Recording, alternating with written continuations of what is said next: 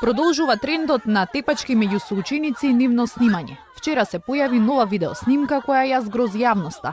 Се работи за пресметка меѓу две девојчиња. Едното од нив, најпрво вербално, а потоа со шамари и клоци го напаѓа другото девојче, кое немоќно да се одбрани.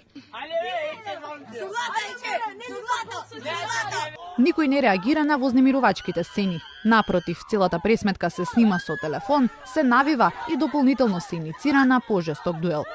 Првата детска амбасада Меѓаши остро го осудува инцидентот. Оттаму велат дека не е само воспитувањето во училиштата и домот, туку и технологијата која поттикнува агресија кај децата. Едно е секако начините на кои што општествено живееме. Ние сме презаситени и со насилство и со агресија на секаде и би сакале младите да репродуцираат поинакви модели, а не им нудиме поинакви модели. Второ е достапноста на технологиите и нивна злоупотреба што не иде во исти правец со учењето и подучувањето на младите да како се користи и за чувство кон друг, една основна човечка емпатија помеѓу нив.